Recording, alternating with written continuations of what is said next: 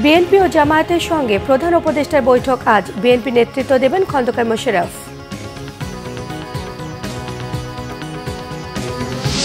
এখনো পর্যন্ত মূলত নীতি এবং কাগজে উদ্যোগের মধ্যে আটকে রয়েছে এসএমই খাত, বাড়ানো হয়নি প্রতিষ্ঠাকালীন তহবিল। হার্ভার্ড বিশ্ববিদ্যালয়ের অচলাবস্থায় সাময়িক স্বস্তি, ট্রাম্পের আদেশে আদালতের স্থগিতাদেশ।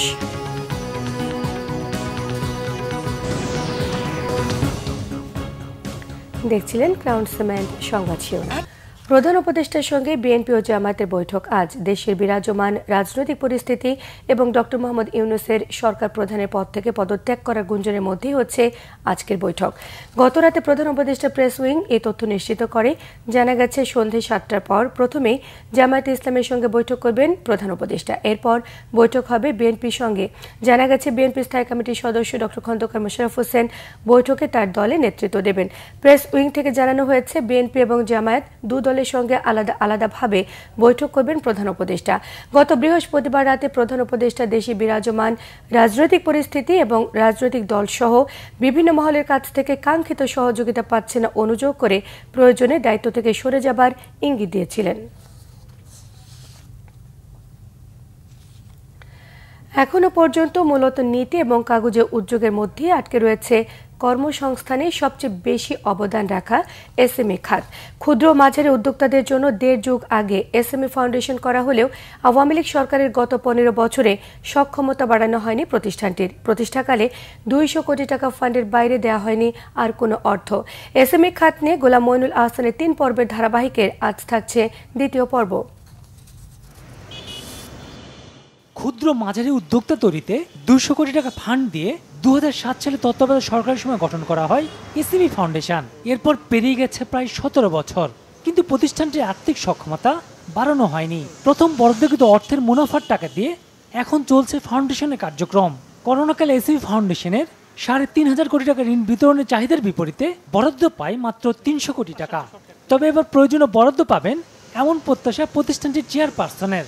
আমরা আমাদের মিনিস্ট্রির থ্রুতে ফাইন্যান্স মিনিস্ট্রির কাছে আমরা ওই ফান্ডটার জন্য করছি এবং ধরেন অনেস্টলি আমি কোনো কারণ দেখি না কেন আমরা এই সাপোর্টটা পাবো না। হোপফুলি আমরা ফান্ডটা খুব তাড়াতাড়ি বাড়াতে পারবো এবং আমাদের যদি এখন ৩,০০০-৪,০০০ কোটি টাকা দেওয়া হয় প্রবলি আমরা ওটা ম্যানেজ করতে পারবো। আমাদের এমনি ডিসকাশন বা মিটিং যেগুলি করার ওগুলি আমরা করেছি।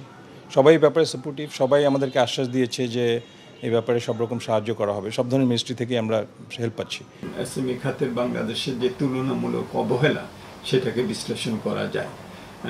আমরা এসএমই ফাউন্ডেশন করেছিল, একটা বড় ভালো একটা উদ্যোগ ছিল, কিন্তু সেখানেও প্রাথমিক অর্থায়নের পরে যে ধরনের পরিকল্পনা করা হয়েছিল, পরিশোধ করা হয়েছিল, টাস্ক ফোর্স করা হয়েছিল, এগুলো কিন্তু কার্যকর কোনো ভূমিকা রাখতে পারেনি। ব্যাংকগুলোকে অনেক সময় বাংলাদেশ ব্যাংক থেকে বিভিন্ন নির্দেশনা দেওয়া হয় যে এসএমই খাতে এত পার্সেন্টেজ দিতে হবে, কিন্তু আমরা দেখি যে এখানে সংজ্ঞায়নের মধ্যেও একটা সমস্যা আছে। উদ্যোক্তাদের নানা ধরনের প্রশিক্ষণ দিয়েও তার কোনো চেষ্টা করে যাচ্ছে প্রতিষ্ঠানটি। কয়েকটা ব্যাপার আমাদের বড় চ্যালেঞ্জ মনে হচ্ছে। এক হচ্ছে আমাদের যারা স্মল বিজনেস যারা, তাদের সক্ষমতা বাড়ানো এবং সক্ষমতা আমরা অনেকভাবে বাড়ানোর চেষ্টা করছি। এক হচ্ছে তাদেরকে ট্রেনিং দিয়ে, দুই হচ্ছে সচেতনতা বাড়ানো এবং শুধু ট্রেনিং দিলে হবে না, ধরেন ইনাদের অ্যাক্সেস টু ফাইন্যান্সটা ইনশিওর করতে হবে। যেটা আমি বললাম যে যেটা আমরা দিচ্ছি ইটস নট এনাফ, আমাদের এখানে আরও অনেক বাড়ানোর স্কোপ আছে এবং আমরা সরকারের সহযোগিতা নিয়ে এখানে বাড়াবো। আর এসএমই খাতকে গুরুত্ব না দিলে টেকসই উন্নয়ন লক্ষ্যমাত্রা এসডিজি অর্জন সম্ভব নয় বলে মনে করেন ডক্টর মোস্তাফিজুর রহমান। কেবল প্রবৃদ্ধি না, আমরা যদি একটা কম বিভাজনমূলক প্রবৃদ্ধি চাই, বৈষম্য কম হোক এরকম একটা প্রবৃদ্ধি চাই, তাহলে কিন্তু আমাদেরকে এসএমই খাতটাকে অনেক অগ্রাধিকার দিতে হবে। কারণ এখানে যে আয় আসে, এই আয়টা হলো অপেক্ষাকৃত কম, যারা সমাজে আয় করে থাকেন সেসব জনগোষ্ঠীর মানুষরাই এখানে সম্পৃক্ত থাকে। টেকসই উন্নয়ন, আমাদের যে বৈষম্য হ্রাস করা, সেই দিক থেকেও খুবই গুরুত্বপূর্ণ। সরকার এসএমই খাতকে গুরুত্ব দিলে ঘরে ঘরে কর্মসংস্থান সৃষ্টি সম্ভব বলে মনে করেন সংশ্লিষ্টরা। গোলাম মঈনুল আহসান, বাংলা ভিশন, ঢাকা। জাতীয় যুব শক্তির আহ্বায়ক অ্যাডভোকেট তারিকুল ইসলাম বলেছেন, জুলাই ঘোষণাপত্র বাস্তবায়ন করতে রাজপথে আন্দোলন চালিয়ে যাবেন তারা। সকালে সাভার জাতীয় স্মৃতিসৌধে মুক্তিযুদ্ধের 20 শহীদের প্রতি শ্রদ্ধা নিবেদন শেষে তিনি এসব কথা বলেন। এ সময় আরও বলেন, যুবশক্তি কখনোই অন্য দলের যুব সংগঠনের মতো হবে না, ক্ষমতায় টিকে থাকার হাতিয়ার হিসেবে ব্যবহৃত হবে না। দেশের মূল চালিকা শক্তি এই যুব সমাজকে কাজে লাগানোর লক্ষ্য নির্ধারণ করেছে যুব শক্তি। অবিলম্বে জুলাই ঘোষণাপত্র দিতে সরকারের প্রতি আহ্বান জানিয়েছেন তারিকুল ইসলাম।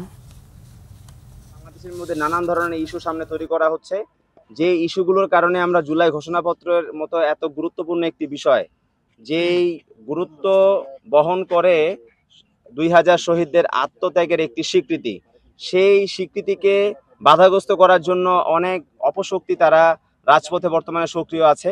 আমরা মনে করি যুবশক্তি অবশ্যই জুলাই ঘোষণাপত্র বাস্তবায়ন করার জন্য এই জুলাই ঘোষণাপত্র যেন অনতিবিলম্বে সরকারের পক্ষ থেকে যেন প্রকাশ করা হয়, সেই জন্য আমরা অনতিবিলম্বে রাজপথে আমাদের কর্মসূচি ঘোষণা করব। গাজীপুরের কালিয়াকৈর পৌরসভা প্রতিষ্ঠার 25 বছরও গড়ে ওঠেনি সুষ্ঠু বর্জ্য ব্যবস্থাপনা। নির্দিষ্ট কোনো ময়লার ভাগাড় না থাকায় পৌরসভার বিভিন্ন এলাকার গৃহস্থালী বর্জ্য প্রতিদিনই ফেলা হচ্ছে সংরক্ষিত বন বিভাগের জমিতে। বর্জ্য ব্যবস্থাপনার সংকট দ্রুত সমাধানের জন্য কাজ চলছে বলে জানিয়েছেন উপজেলা নির্বাহী কর্মকর্তা। গাজীপুর থেকে মীর মোহাম্মদ ফারুকের তথ্য ছবি নিয়ে থাকছে ডেস্ক রিপোর্ট। রাজধানীর খুব কাছে প্রথম শ্রেণীর মর্যাদা পাওয়া কালিয়াকৈর পৌরসভায় নেই পরিকল্পিত কোনো বর্জ্য ব্যবস্থাপনা, নেই বর্জ্য ভাগাড়, যার কারণে প্রতিদিনই পৌর এলাকার সব বর্জ্য ফেলা হচ্ছে ঢাকা টাঙ্গাইল মহাসড়কের পাশে সংরক্ষিত বনাঞ্চলে। এতে ছড়াচ্ছে দুর্গন্ধ, বংশ বিস্তার করছে মশা মাছি আর হুমকির মুখে জীববৈচিত্র্য। সরকারি সংরক্ষিত বনের বিশাল জায়গা জুড়ে অতিরিক্ত ময়লা ফেলার কারণে বিষক্রিয়ায় মরে যাচ্ছে বনজ ওষুধি সহ উপকারী অনেক গাছ। এছাড়া ময়লার দুর্গন্ধে বসবাসের অযোগ্য হয়ে পড়েছে শিল্প সমৃদ্ধ কালিয়াকৈর পৌরসভা এলাকা। দ্রুত বর্জ্য ব্যবস্থাপনার দাবিতে ক্রমবর্ধমান ক্ষোভের বহিঃপ্রকাশ ঘটছে নাগরিকদের মধ্যে। মানববন্ধন কর্মসূচি করেছেন বাসিন্দারা। এই ময়লার পিছনেই একটি বড় ফ্যাক্টরি আছে, অনেক বড় ফ্যাক্টরি। অনেক বিদেশি এখানে কাজ করে, তাদেরকে কাজ করার সুযোগ দিতে হবে। পরিবেশ ভয়াবহ, চরম ভয়াবহ অবস্থা। মানুষের জীবন যাপন করা কষ্টকর হচ্ছে, বিভিন্ন রোগ ব্যাধি ছড়িয়ে পড়ছে। বর্জ্য ব্যবস্থাপনার বিষয়টি দ্রুত সমাধান করতে কাজ চলছে বলে জানান পৌর প্রশাসক। আমাদের কালিয়াকৈর পৌরসভা এখন পর্যন্ত সরকারিভাবে নির্ধারিত কোনো জায়গা নেই ময়লা ফেলার। আমরা সর্বোচ্চ গুরুত্ব দিয়ে এই ডাম্পিং স্টেশনটা করার জন্য পদক্ষেপ গ্রহণ করেছি। সেক্ষেত্রে আমাদের সক্ষমতা রয়েছে, আমরা জমি ক্রয়পূর্বক ডাম্পিং স্টেশন করবো ইনশাআল্লাহ দ্রুত সময়ের মধ্যে। আমরা আশা করছি 1-2 সপ্তাহের মধ্যে এটা সমাধান হয়ে যাবে ইনশাআল্লাহ। কারণ আমরা কাজ করছি প্রায় মাসখানেক হয়ে গেল, একটা অগ্রগতি আছে, কিছু কোয়ারি ছিল সেগুলো আমরা মিট আপ করেছি। দ্রুত ও সুষ্ঠু একটি বর্জ্য ব্যবস্থাপনার মাধ্যমে শিল্প সমৃদ্ধ এই পৌরসভায় বাসযোগ্য ও সুন্দর পরিবেশ তৈরি হবে, এমন প্রত্যাশা কালিয়াকৈর পৌরসভাবাসীর। Bangla vision news desk. হার্ভার্ডে বিদেশি শিক্ষার্থী ভর্তি বন্ধে ট্রাম্পের পরিকল্পনা সাময়িকভাবে স্থগিত করেছে মার্কিন আদালত। শুক্রবার যুক্তরাষ্ট্রের ম্যাসাচুসেটসে অঙ্গরাজ্যের বস্টন শহরে একটি আদালত এ আদেশ দেন। হার্ভার্ড কর্তৃপক্ষের মামলায় বলা হয়, বিদেশি শিক্ষার্থীরা বিশ্ববিদ্যালয়ের লক্ষ্য এবং উদ্দেশ্য পূরণে গুরুত্বপূর্ণ অবদান রাখেন, তবে ট্রাম্প প্রশাসন বিশ্ববিদ্যালয়ের 1/4 শিক্ষার্থীকে মুছে ফেলতে চায়। বিদেশি শিক্ষার্থী ভর্তি বন্ধে সরকারের সিদ্ধান্তকে বেআইনি বলেও একটি চিঠিতে উল্লেখ করেন হার্ভার্ড বিশ্ববিদ্যালয়ের প্রেসিডেন্ট। এই মামলার প্রতিক্রিয়ায় হোয়াইট হাউসের উপপ্রেস সচিব বলেছেন, অর্থহীন মামলা করার চেয়ে যুক্তরাষ্ট্র বিরোধী, ইহুদি বিদ্বেষী এবং সন্ত্রাসবাদপন্থী উস্কানিদাতাদের রুখে ক্যাম্পাসের পরিবেশ নিরাপদ করার দিকে নজর দেওয়া দরকার। এই ছিল এখনকার মতো। পরের সংবাদ দুপুর 2টায়। একটা রয়েছে নিউজ টপ 10 দেখার আমন্ত্রণ রইল। এছাড়া বাংলা ভিশন সংবাদ ও সংবাদ সংশ্লিষ্ট অনুষ্ঠান দেখতে ভিজিট করুন www.bbnews24.com, facebook.com/banglavisionnews-এ সাবস্ক্রাইব করুন, youtube.com/banglavisionnews। সঙ্গে থাকায় সবাইকে ধন্যবাদ।